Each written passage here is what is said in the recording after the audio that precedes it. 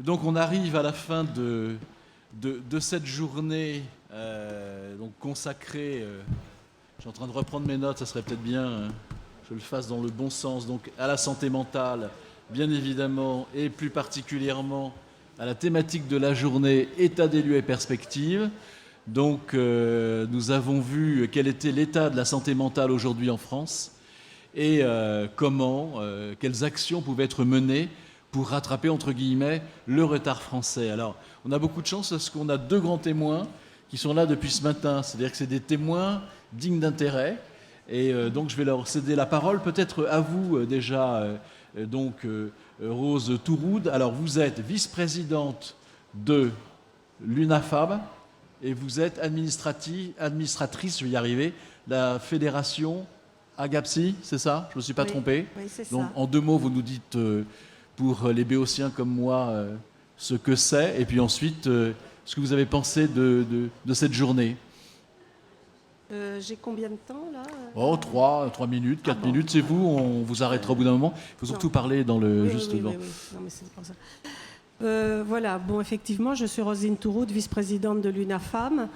L'UNAFAM, c'est une association, son intitulé c'est l'Union nationale des familles et amis de personnes malades et ou handicapées psychiques.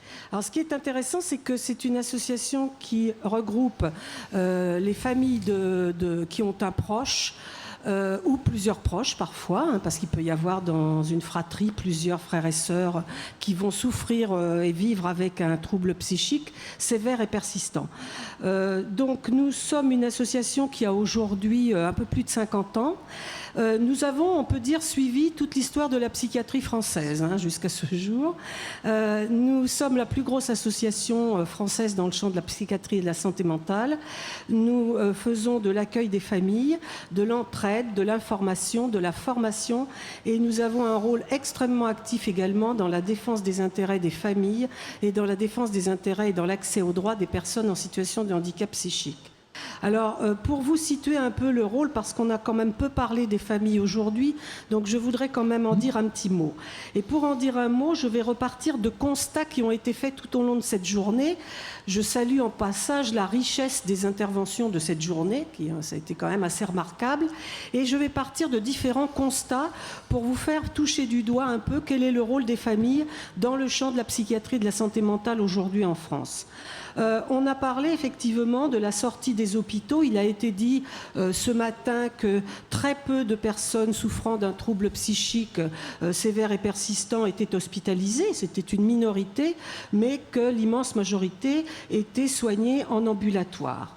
Donc ça, c'est un premier cas. Il faut savoir aussi que ceux que l'on appelait à l'époque les malades mentaux, voilà 50 ans, ont été sortis des hôpitaux psychiatriques grâce à la découverte de nouvelles molécules qui ont permis effectivement d'atténuer les symptômes les plus bruyants des maladies. On les a sortis des hôpitaux psychiatriques, mais on n'a pas créé de structure sociale ou médico-sociale pour eux, c'est-à-dire qu'on les a remis dans les familles. Ça, donc, premier constat. Deuxième constat, s'est posé aujourd'hui tout au long des débats la problématique de l'accès au logement. Il a été dit qu'il était extrêmement difficile pour ces personnes d'accéder, de se maintenir dans un logement.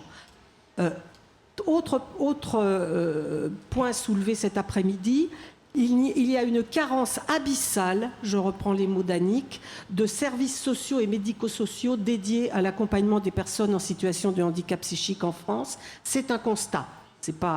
On ne l'invente pas. Et autre point qui a été soulevé dans la dernière table ronde, ce sont les retards multiples et notamment les retards dans le champ de l'accompagnement de ces personnes dans la vie en société. Ce qui fait que quand on fait le compte de tous ces constats, on s'aperçoit donc immédiatement que le rôle des familles est absolument essentiel et que la charge est énorme. C'est-à-dire qu'aujourd'hui en France, nous avons une relocalisation des soins psychiatriques au domicile familial. Qui dit domicile familial dit famille. Et aujourd'hui, de plus en plus, on compte sur nous, familles, pour jouer le rôle d'aidants familiaux ou de partenaires de soins. Ça dépasse largement ce qu'une famille peut faire. On compte sur nous aussi pour pallier les carences en termes d'accompagnement social et médico-social. C'est-à-dire que nous sommes amenés, nous, à faire de façon non choisie le rôle d'accompagnement social et médico-social. Donc tout ça pour vous dire que notre rôle est fondamental et c'est pour vous expliquer aussi le combat que mène l'UNAFAM depuis tant d'années. Nous nous sommes battus pendant des années pour que soient reconnues les conséquences sociales des maladies psychiatriques et qu'il y ait la reconnaissance du handicap d'origine psychique. Ça a été fait seulement en 2005. C'est une véritable révolution, on y reviendra tout à l'heure. Nous nous sommes battus, nous avons publié le livre blanc de la santé mentale en 2001, déjà, pour aboutir à cette reconnaissance. Nous avons milité également pour, que soient reconnus et que soient créés les GEM, les groupes d'entraide mutuelle, parce qu'il nous semblait que nos proches devaient avoir des lieux où ils pourraient aller de leur propre gré, qui ne soient pas des lieux soignants avec des infirmiers, des médecins, etc., des lieux où ils pourraient être citoyens à part entière et se sociabiliser. Nous avons milité également pour la mise en place de SAVS et de SAMSA, les services d'accompagnement à la vie sociale et les services d'accompagnement médico-sociaux pour adultes handicapés, qui sont aussi une émanation de la loi de 2005. Donc aujourd'hui, l'UNAFAM continue ce combat parce que nous sommes même pas, je dirais, au milieu du gué. Le handicap d'origine psychique est reconnu. Nous voyons de très gros progrès à l'œuvre aujourd'hui. Nous avons des associations gestionnaires comme l'œuvre Falleret, dont certaines sont regroupées dans la fédération Agapsy, qui ont des savoir-faire extraordinaires pour l'accompagnement de nos proches. Il y a un savoir-faire remarquable. Donc, si vous voulez, aujourd'hui, le combat que nous menons à l'UNAFAM, c'est le combat pour la mise en œuvre effective de l'accès à leurs droits de citoyens de toutes les personnes qui vivent avec un trouble psychique. L'accès aux droits, la citoyenneté est reconnue dans la loi de 2005. Cette loi s'appelle, d'ailleurs, elle a un titre, c'est la loi pour l'égalité des droits et des chances, la participation et la citoyenneté des personnes handicapées. Et en 2005, les malades mentaux, ce qu'on appelait à l'époque les malades mentaux, ont intégré ce champ-là et sont devenus de fait des citoyens à part entière, reconnus par la loi. La France a ratifié en 2010 la Convention de l'ONU des droits des personnes handicapées avec la Charte sociale européenne. Et le combat que nous menons aujourd'hui, c'est que pour ces personnes qui vivent avec ces troubles mentaux et leurs familles sont aujourd'hui reconnues partout, je pense que personne ne le nie, comme des citoyens à part entière. Mais aujourd'hui, tout ce que nous faisons avec les associations gestionnaires, avec les psychiatres qui sont autour de la table, avec les chercheurs, avec les associations d'usagers, c'est nous devons nous battre pour l'effectivité de l'accès à ces droits de citoyens. Ça, c'est très... Alors, c'est exaltant, c'est difficile, mais il y a des avancées. Pour résumer politiquement, ce n'est qu'un début, continuons le combat. Oui, tout à fait, c'est un combat, je crois, c'est un très bel idéal et c'est un combat, oui, qui est exaltant, je pense. Et quand on mène ce combat, ce qui est également très enrichissant, je dirais, au plan humain, c'est que nous côtoyons une quantité impressionnante de belles personnes. Merci Rose. Alors, je me tourne vers la marraine, Dominique de Saint-Marc. Donc vous avez participé aux tables rondes. Si vous deviez nous dire oui, ce que vous en retirez de cette première journée. Oui, je suis d'accord avec le retard de la psychiatrie que tout le monde a mis en scène. J'ai trouvé que c'était intéressant aussi qu'on reconnaisse la petite déficience de la part des médias et que c'est vrai que on parle souvent de l'agressivité des malades psychiques, alors qu'en fait, ils sont souvent agressés et souvent harcelés à l'école quand ils sont jeunes. Voilà, donc, et la course à l'émotion. Et en fait, je trouve ça intéressant qu'on explique plus les causes des violences. Voilà, ça, c'était ça. Et par rapport à la santé mentale, j'ai trouvé que c'était intéressant aussi qu'on reconnaisse la santé mentale comme... ça rejoint un peu mon travail depuis 30 ans. c'est que ça fait partie de notre éducation, on doit éduquer à la santé mentale, c'est ce que j'essaye de faire avec mes livres. Et au même titre que le calcul ou le français, je trouvais que c'était intéressant aussi ça.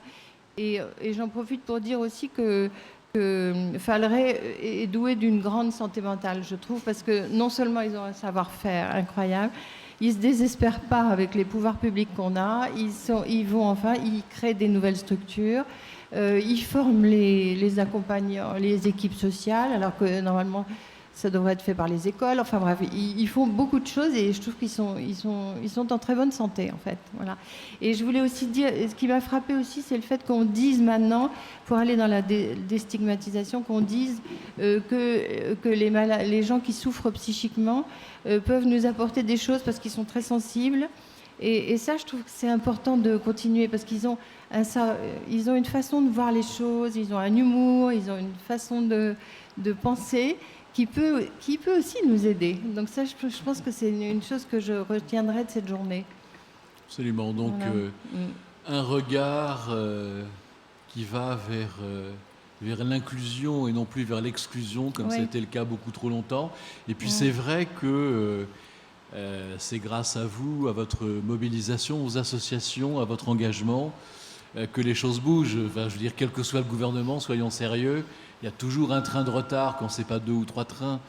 Donc, c'est parce que vous montrez le chemin que finalement, quelques moyens finissent par être mis en place.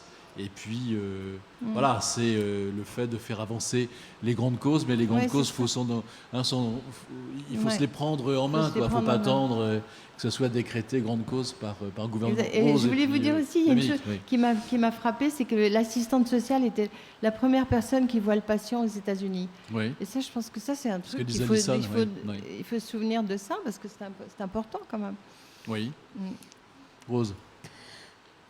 Oui, je vais rebondir sur ce que vous avez noté à propos justement de la lutte contre l'exclusion. Ce matin, Monsieur Lelong, vous avez fait une petite digression pour parler d'accessibilité pour les personnes handicapées physiques en fauteuil. Moi, je vais vous parler de l'accessibilité pour les personnes handicapées psychiques. Parce que ça, évidemment, c'est beaucoup plus compliqué. Le fait de vivre dans une société qui n'est pas accueillante, le fait d'être soumis au rejet, aux idées préconçues, aux représentations négatives, tout ça, c'est rendre la société et la vie à l'extérieur inaccessible.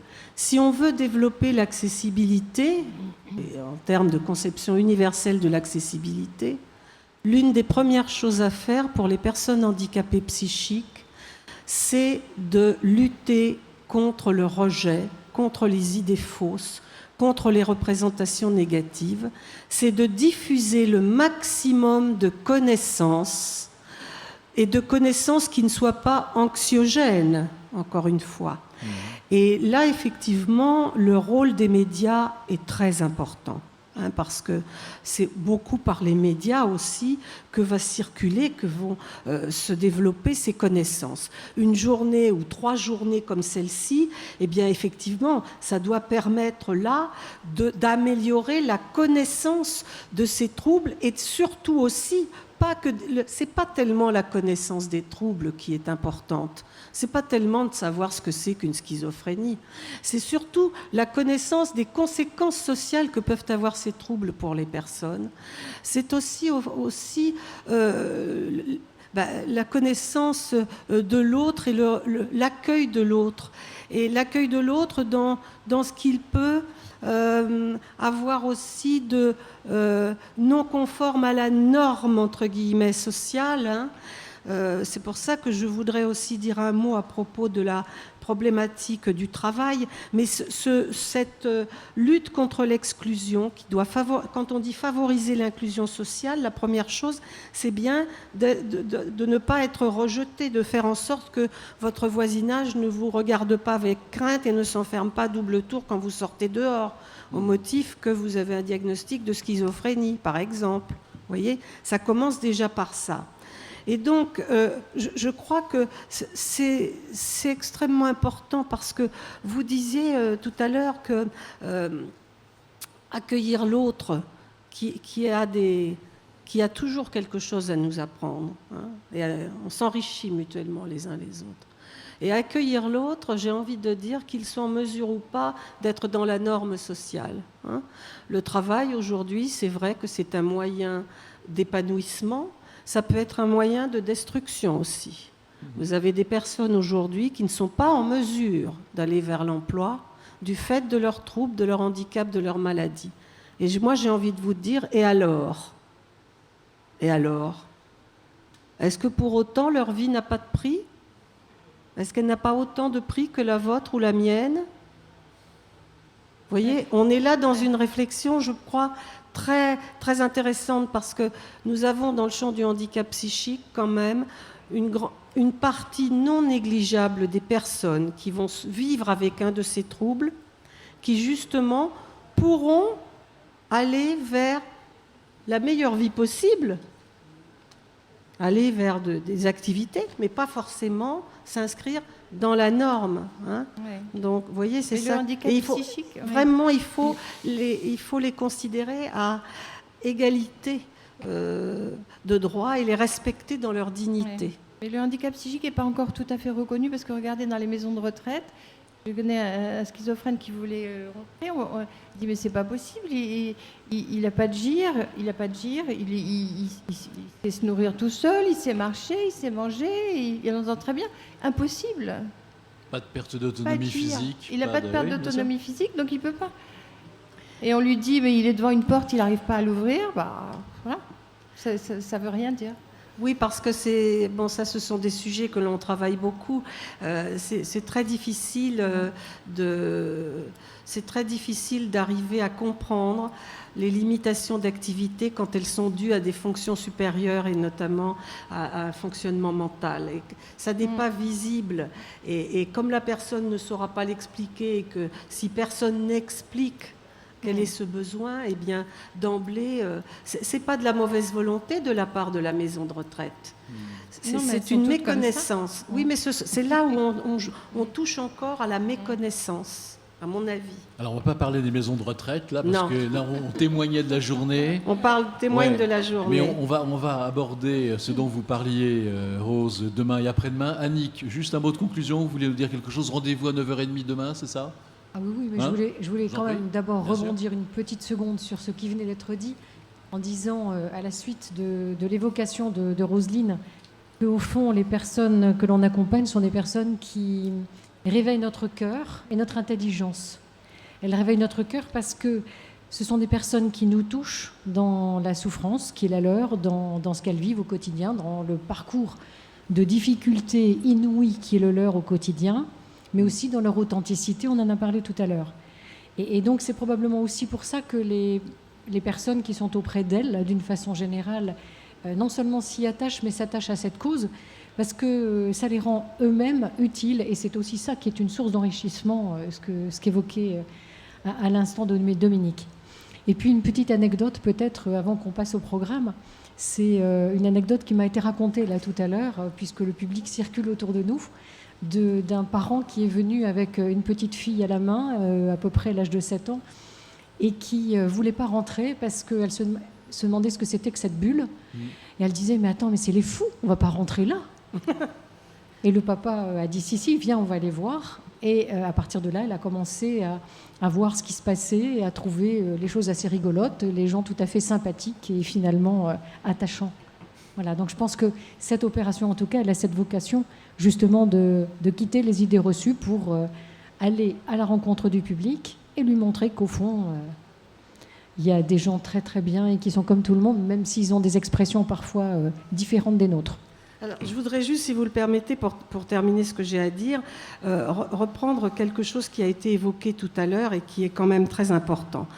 Il a été mentionné à un moment donné le manque de pilotage dans la politique de santé mentale en France et le manque de volonté politique. Ça, c'est pas moi qui le dis, hein, ce sont des intervenants de la table ronde. Et donc, Brière. voilà, Jean-Luc Brière entre autres, mais pas que. Hein, Denis Leguet a repris, les psychiatres ont confirmé la chose. Le professeur Le Boyer aussi a cité des chiffres quand même très évocateurs sur la pauvreté des financements de la recherche, enfin, etc. Donc, en gros, on peut quand même dire ça. Annick, je rejoins Annick en ce sens que nous pensons qu'il est temps maintenant d'élaborer un véritable plan d'action national. Pas le plan psychiatrie et santé mentale, hein, il était pas mal d'ailleurs, on peut reprendre des choses, mais c'est un plan qui ne fixait pas de calendrier, qui ne fixait pas d'acteurs, qui ne fixait pas de date, pas de financement et pas d'évaluation. Donc, en quelque sorte, comme il a été dit autour de la table ici cet après-midi, ce plan est à évaluer alors qu'il n'a pas été mis en œuvre. Or, il apparaît très nécessaire, effectivement, aujourd'hui, d'élaborer un véritable plan d'action national autour de la problématique maladie et handicap psychique, puisque pour nous, c'est indissociable. On a bien compris tout au long de la journée, autour de toutes les interventions qu'il y a eu, très très riches, qu'on avait des interventions à la fois dans le champ du sanitaire, du social, du médico-social, des élus, de la citoyenneté. On est là dans un devoir collectif, je dirais, d'apporter des réponses. Et il semble bien quand même qu'il faudra passer par l'élaboration d'un plan d'action chiffré avec des partenaires identifiés et avec une évaluation des actions. Très bien, ce sera le mot de la fin. Merci. On se retrouve donc à 9h30 demain. Demain matin, 9h30, et la journée sera consacrée à la vie quotidienne avec une maladie mentale, avec beaucoup de témoignages le matin, et l'après-midi à une prise de hauteur sur cette question centrale, aujourd'hui on l'a vu, de la citoyenneté, pour essayer d'identifier les pistes nouvelles vers lesquelles il faut qu'on se dirige, et y compris la question de l'accompagnement dans la vie sociale et la citoyenneté des personnes avec une problématique de santé mentale. Merci mesdames, et donc à demain 9h30. Merci à vous.